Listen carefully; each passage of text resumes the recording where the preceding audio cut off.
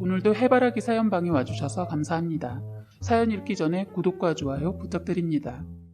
저는 25살에 임신을 하면서 결혼을 하고 임신한 상태로 이혼을 했습니다.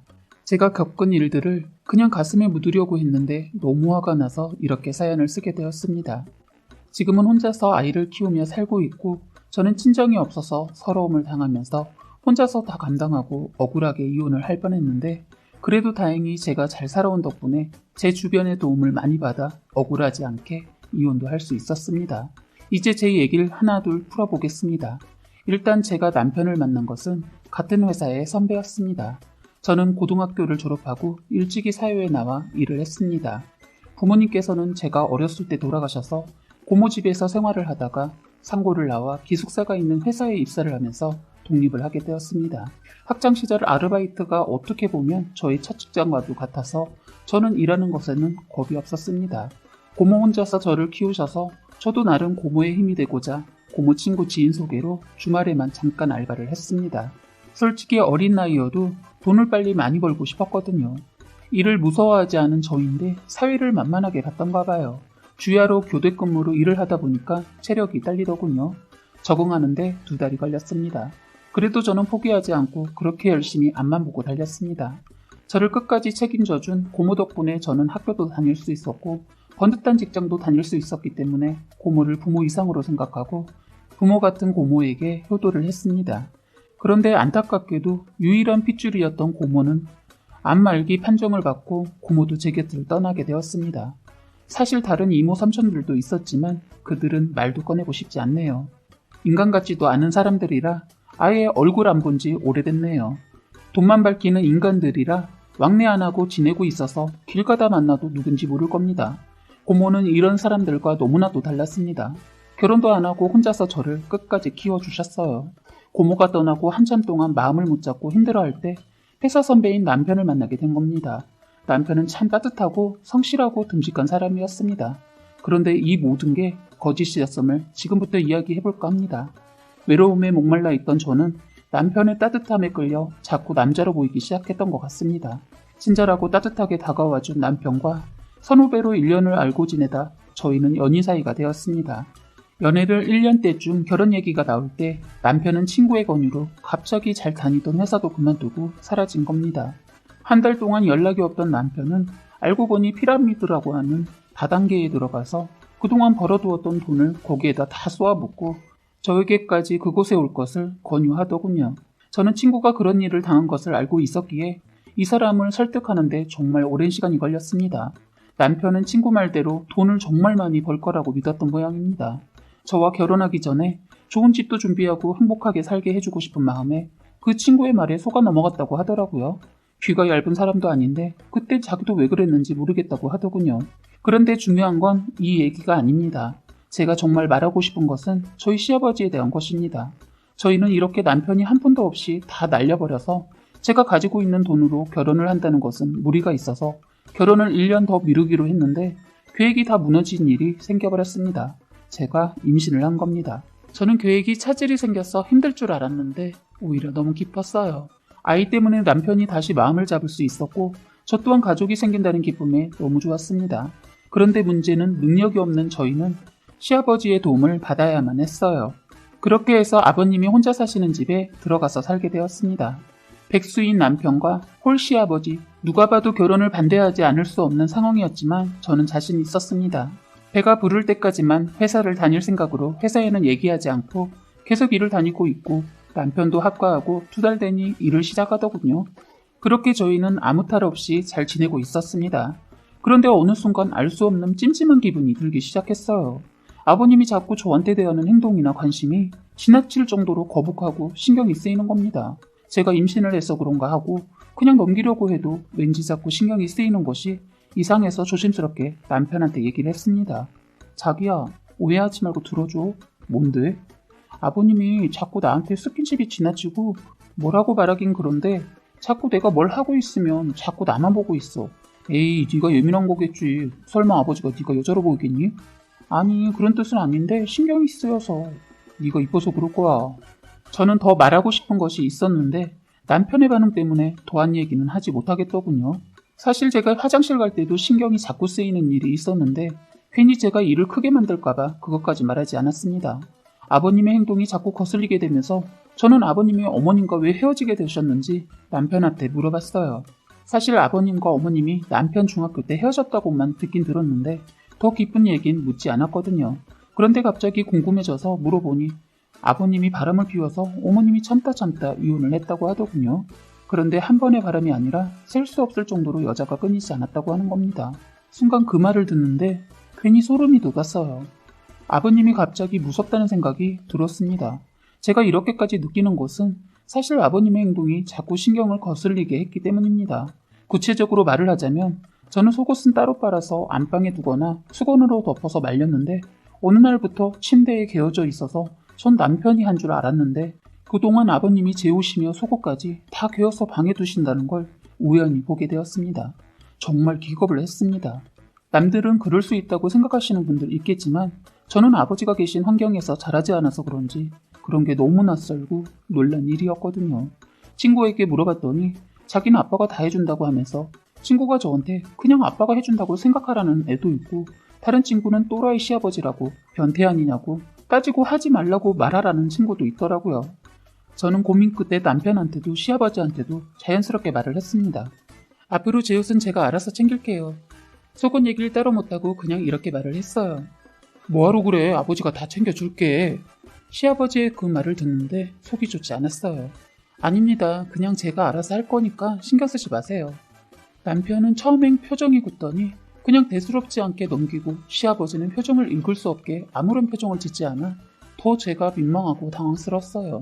그렇게 옷은 제가 챙기게 되어서 어느 순간 이상한 기분도 차츰 사라지고 있었습니다. 그런데 하루는 제가 배가 살짝 불러오기 시작하니까 남편이 좋아서 만졌는데 그 순간 아버님도 글쎄 배를 아주 자연스럽게 저한테 물어보지도 않고 만지는 겁니다. 순간 당황해서 움찔했더니 남편이 오히려 제가 더 이상하다는 듯이 쳐다봐서 제가 이상한가 생각도 했네요. 그런데 날이 갈수록 아버님은 저에게 자꾸 스킨십을 하기 시작했어요. 자꾸 안아주고 배도 서슴없이 만지고 어깨에 손이 오는 것은 기본이라고 할까요? 제가 싫은 내색을 하면 오히려 손에 힘을 더 주는 겁니다. 이런 일이 자꾸 반복되어서 참다가 남편이 있는 곳에서 아버님 그만하세요. 저 스킨십 별로 안 좋아해요. 했더니 내 딸 같아서 그렇지 하는데 징그러웠어요. 제가 예민한 건지 아니면 아버님에 대한 선입견 때문인지 정말 미치겠더라고요. 그래서 저는 남편한테 분가를 하자고 했더니 남편은 분가 생각 전혀 없고 앞으로 아버님과 계속 살 거라고 하는 겁니다. 그래서 간단하게 제가 느끼는 감정과 힘듦을 얘기했더니 되려 저보고 예민하고 이상한 성격이라고 뭐라고 하더군요. 정말 이럴 땐 고모라도 있으면 기대기라도 하고 대신 싸워달라고 할 텐데 이런 일로 지인들한테 말한다는 게 그래서 참았습니다. 그런데 도저히 그냥 넘어갈 수 없는 일이 생겼습니다. 제가 퇴근하고 왔는데 아버님 제가 온 줄 모르고 주무시고 있는 것 같았어요. 그래서 서둘러 옷을 갈아입고 저녁을 준비하려고 방에 들어갔는데 너무 놀라서 기절하는 줄 알았습니다. 글쎄 아버님이 저희 방에서 자고 있는 겁니다. 그냥 잠깐 잠든 것이 아니고 작정하고 자고 있는 포즈였습니다. 제 베개를 안고 자고 있더군요. 저는 너무 놀랐지만 남편한테 보여주려고 얼른 사진을 찍고 서둘러 집에서 그냥 나왔어요. 허겁지겁 나오는데 뒤에서 아버님이 저를 잡아 끌 것만 같은 기분이 들어 온몸이 오싹했어요. 남편이 올 때까지 기다릴 수가 없는 거예요. 솔직히 무서웠습니다. 갈 곳도 없고 해서 커피숍에 앉아있다가 남편과 함께 집에 같이 갔어요. 그리고 저는 방을 둘러봤는데 감쪽같이 잔 흔적을 없애버렸더군요. 만약에 사진을 찍어두지 않았다면 저만 이상한 여자가 됐을 것 같은 상황이었습니다. 남편한테 사진을 보여주기 전에 먼저 아버님을 떠봤어요. 아버님 저희 방에서 주무셨어요? 물었더니 이상한 애다. 내 방 놔두고 왜 니들 방에 가서 잠을 자냐? 하고 시치미를 뚝 떼더군요. 정말 징그럽고 어이없고 변태 같았어요. 그래서 다시 물었어요. 잘 수도 있죠. 주무신 거 맞죠? 일부러 화내지 않고 말했는데 너 나를 변태로 만드냐? 내가 왜 아들네의 방에서 왜 자냐? 하더군요. 이때다 싶어 사진을 남편에게 보여줬습니다. 남편 얼굴색 변하더니 아버지 뭐예요? 하니까 그때서야 제 폰을 낚아채더니 그걸 보시고는 휴대폰을 방바닥에 내팽개치면서 그래 잤다. 그게 뭐 어때서? 니들 방이냐? 어메디 내 집인데 내가 어디서 자든 내 맘이지. 그러더군요. 어이가 없었습니다. 아버님 그건 아니죠. 그리고 어떻게 이런 행동을 하고서도 눈 하나 깜짝 안 하시고 그렇게 당당하세요? 너 이쁘다 했더니 아주 위아래도 못 알아보고 말하는 싸가지 하고는 이 쌍꺼사. 내 집에서 이딴 식으로 할 거면 얼굴 보기 싫으니까 당장 나가. 그러면서 방바닥에 퇴하면서 침을 뱉는 겁니다. 남편 놈은 얼굴은 벌겋게 달아올랐지만 자기 아버지와 제가 그렇게 싸우고 있는데 아무 말도 못하고 바보처럼 멀뚱하게 서 있길래 자기도 뭐라고 말해야 하는 거 아니야? 자기도 아버님이 우리 방에서 저렇게 내베개 껴안고 자는 게 당연하다고 생각하는 거야? 왜 꿀먹은 벙어리처럼 그러고 있냐고. 아 진짜 너 뭐하냐고 하는데도 자기 아버지한테 덤비지 않더군요. 너무 서운하고 화가 나서 그냥 홧김에 바로 폰만 들고 나와버렸습니다.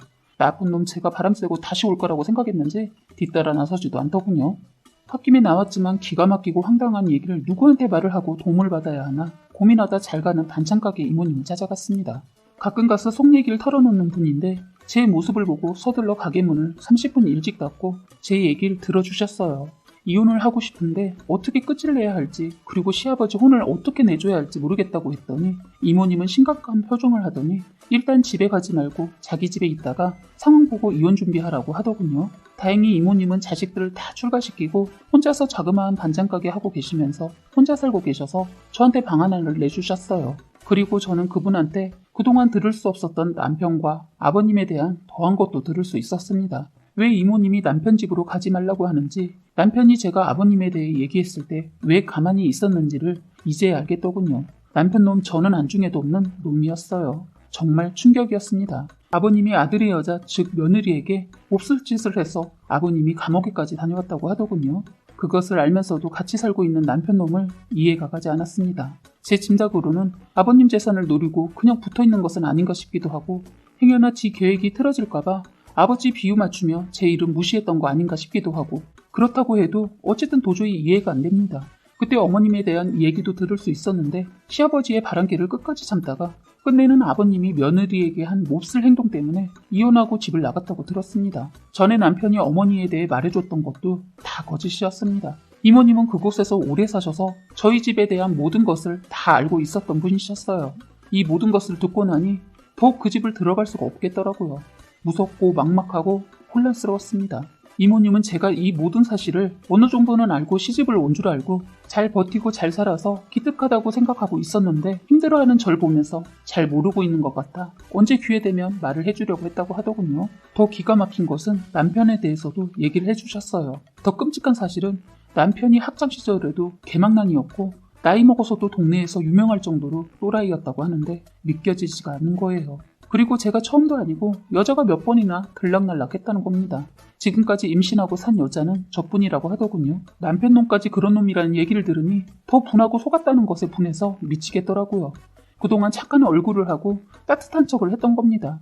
일단 이모님이 발이 엄청 넓으셔서 인맥 중에 지인을 소개받아 이혼 절차를 어떻게 해야 하는지 알아보고 있으면서 이모 집에 숨어 있었는데 그걸 어떻게 알고 두 놈이 저를 찾아와서는 억지로 끌고 가려고 했어요. 그때 남편의 두 얼굴을 그때 봤습니다. 정말 신발도 제대로 신지 못하고 맨발로 끌려가는데 갑자기 제 머리채까지 잡고 질질 끌더라고요. 그래서 안 가려고 저항을 하면서 안간힘을 쓰면서 소리를 질렀습니다. 그랬더니 남편놈이 들고 있던 손가방으로 저의 얼굴과 몸을 두들겨 패기 시작하고 시아버지는 옆에서 며느리가 동네 창피하게 이게 뭔 짓이야 하면서 막말을 계속 하더군요. 저는 움켜앉아 배를 최대한 감싸면서 아기를 보호했습니다. 순간 코에서 코피가 나고 통증을 느끼면서 의식을 잃어서 기억이 없는데 이모님 말로는 동네 사람들이 다 말렸지만 이미 흥분한 남편은 멈추지 않았다고 하더군요. 이후 신고로 출동한 경찰이 오고 나서야 저는 그들에게서 벗어날 수 있었다고 해요. 의식을 잃은 저는 구급차를 타고 병원으로 가게 되었고 그 두 놈들은 경찰서로 연행되었다고 합니다. 나중에 알게 된 사실이 또 있는데 남편은 폭행 전과도 있었습니다.